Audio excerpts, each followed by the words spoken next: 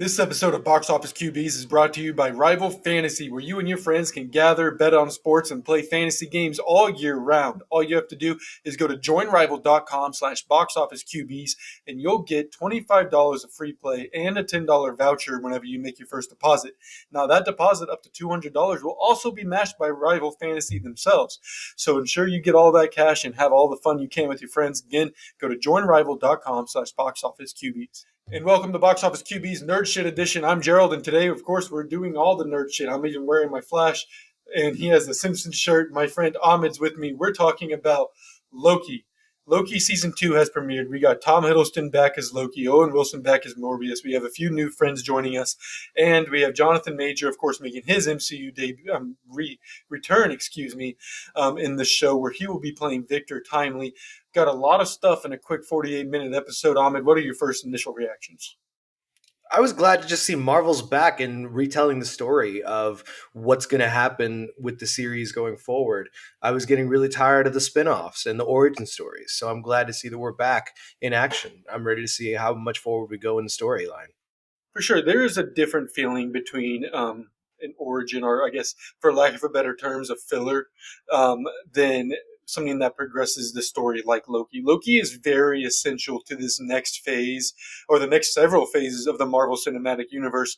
And it's been telling us that since the end of season one, where we did get a King the Conqueror variant explain to us essentially what we're going to see in live action. And I think this episode even tipped its hat even more toward the end game, quote unquote, of what the MCU is going to look like at the end of these next few phases.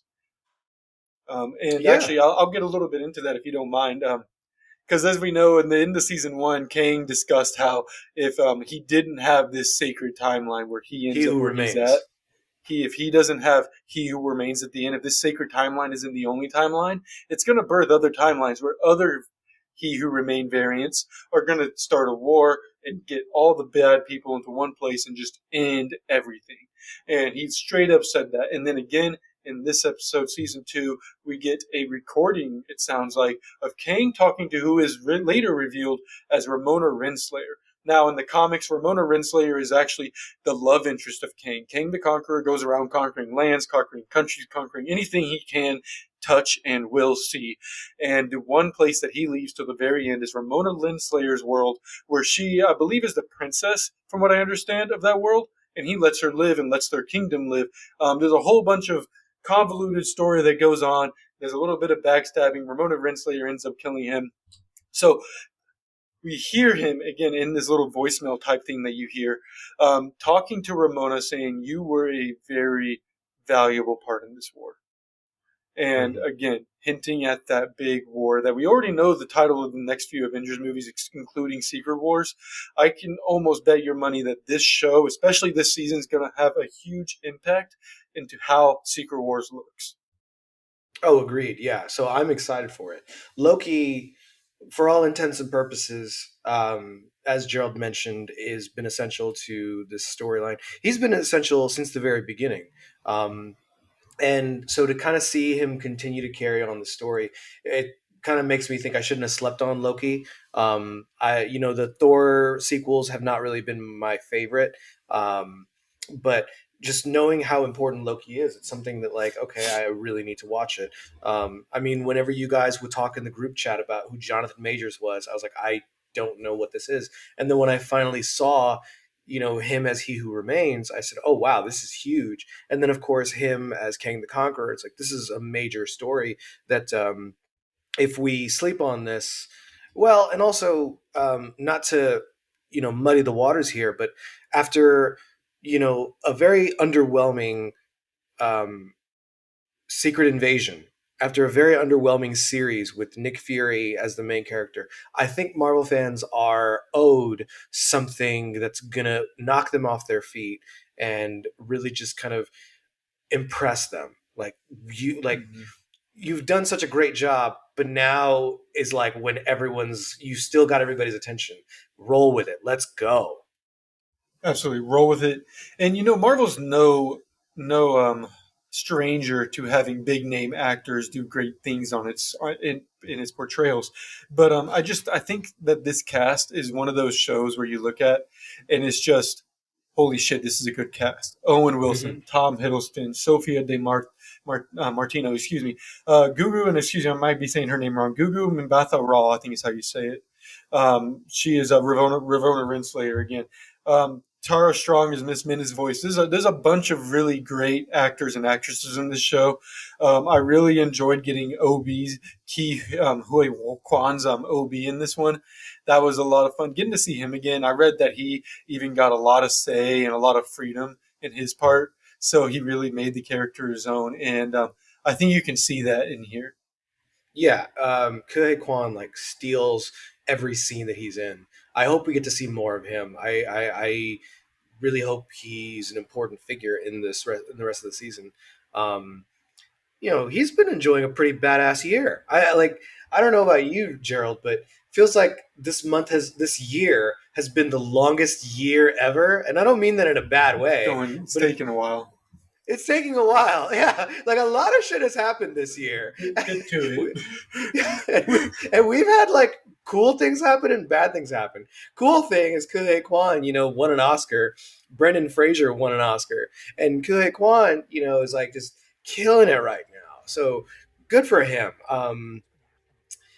Yeah, I don't have anything else to say aside from that. I just hope like things continue to work out in everyone's favor.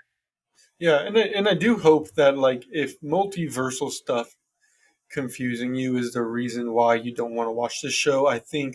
There's a I think the show's really good at explaining it one, but also let me give you a 5 second unofficial explanation of what's going on. There was one timeline originally. There was only ever one timeline originally because Kang the Conqueror variant, He Who Remains, had pruned all the other timelines and stopped them. Now that there are other timelines popping up, let's say that somebody in the 80s swoos Mrs. or Mr. Parker instead, just absolutely sweeps him under his feet. And now we don't get Tom Holland Peter Parker, we get a different looking Peter Parker. Let's call him Andrew Garfield's Peter Parker. Hmm. Um, and as we've seen in other multiversal shows, the butterfly effect. You step on a butterfly, what happens? Little things happen. Tokyo You know, explodes or something. Yeah. Tokyo explodes. We don't have superhero teams like the Avengers. Tobey Maguire's parents look a little different.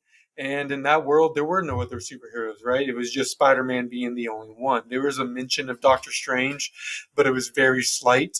And I think like in the second or third movie at that point. So that's kind of what it's saying.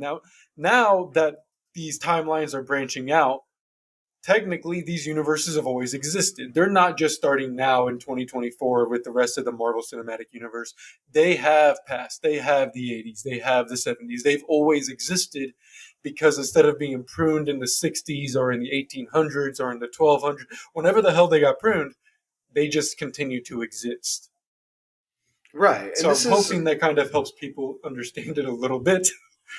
right. And I want to remind me because I'm going to be talking about two things. I'm going to talk about the philosophical standpoint of it, but I want to kind of jump back into what you were talking about how this is what the reality is, this is what the timeline is. And let's also not forget, this was kind of reminded to us at the end of the season one finale, where He Who Remains explains to Sylvia and Loki that you two have been jumping different timelines. You've been disrupting the fabric of time, if you will. And so, what's ironic, and that's kind of what season one or season two's debut episode kind of like reconnects us with, that Sylvie and Loki thought they were going to be the heroes because they saw somebody who was just as villainous as them playing with the fabric of time, and they decide they're going to stop him and be the good guys. But that's when He Who Remains immediately just reminds them of, hey, we're all villains here, murderer, hypocrite, you know. Um, I just know how it all ends. And so you have this, this amazing ability for, we'll credit the backroom deals with Marvel and Sony, but the fact that they were able to intertwine these stories with Doctor Strange, Spider-Man, and Tobey Maguire and Andrew Garfield, bring all these together, it really kind of disrupts the viewer's idea of what they're watching. This is why we come to the movies. We come to an escape, but this is also a little bit of reality, or not so much reality, but a little bit of existential philosophical thinking that we all have at time to time. At times, um, there's an alternate universe where Nicolas Cage plays Superman, and we can have that imagination. And what cinema has done, or what the Marvel Cinematic Universe especially has done, is they said, what if this happened? What if that happened? And then they even made a whole series called What If? And so, it's just the amazing art of storytelling and the philosophical viewpoint that can really just attract any person. Yes, it is dense, but this is why we go to the movies. This is why we are glued to the television. Now, the big task here is, what does it all mean? Tie it all together, because every little thing that we saw in the first phase of the Marvel movies, starting with Iron Man, little Easter eggs of what they were hoping to accomplish. Now we're hoping for the same thing, and if it all plays well, people will probably stop talking shit about Marvel Cinematic Universe. They'll probably just start saying, and Gerald, this is a kind of a, not a stab at you, but I guess it is. Eat your heart out, Harry Potter fans.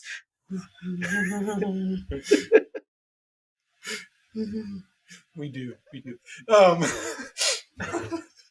no, but let's get to back to, I guess, instead of, I don't even know what to call this segment. Honestly, I do love this segment though, because to me it's fun getting all these multiverse stuff, because I mean, there are timeline theories right out there. There are theories out there about different universes, different times. I mean, we have a whole what is it, the Mandela effect, where like you Mm-hmm. remember something differently than what it actually was, and like that's all. Like there's theories like this all over the place, and then shows and movies like this are just so fun to me because they explore that theory and bringing it to life. They bring something that is a complete out of this world possibility, right? And they bring it Yeah. to life and they have fun with it. And not only do they have fun with it, they're able to tell really good stories with it. I mean, let's not forget, two of the best animated films ever are multiverse movies, including involving Spider-Man. Yeah. um, Yeah. and they tell great, in-depth, personal stories. Um, they enable the character to view themselves in different lenses all over the place, and it's a lot of fun and exciting. And and I think that and I hear this a lot too. The, oh well, it's getting too fake. It's getting too outrageous. Like, you're talking about a cinematic universe. First off, it's a fucking movie. Um, You but took the words right out also, of my mouth. It's a fucking movie. but also, like, not only is it a fucking movie, it's a movie about people who can sling webs out of their hands and have, and like fake minerals and what is it, chemicals, like what is the fucking periodic table stuff, like they find like all these hard ass metals that are harder than anything found on Earth, but now there was a meteor that's but like the multiverse is where you drew the line at this is fake shit. Like, we Yeah. have a whole Yeah. ass African country that was just hidden from the world for like centuries, like Yeah. eras. They're like, and like they were like, no, no, no, no, no, no, no, I can't with Loki doing time slipping. It's like, I'm gonna need you to calm down, right? Like, um, but we're getting a little bit off task. I think we should go towards rating this show. Excuse me, the first, and also get into a little bit of our predictions. I'll start with it since I'm already talking, and I'm already going to be using all this VO over me anyway. But I'm going to give this an all star to start it, because Loki is not disappointed yet, and it's only had 6 episodes, but they've all before this one, and this one continues the trend. It's not Hall of Fame levels. There's some questions, but it brings a great introduction in Obi. Obi's a great comical relief.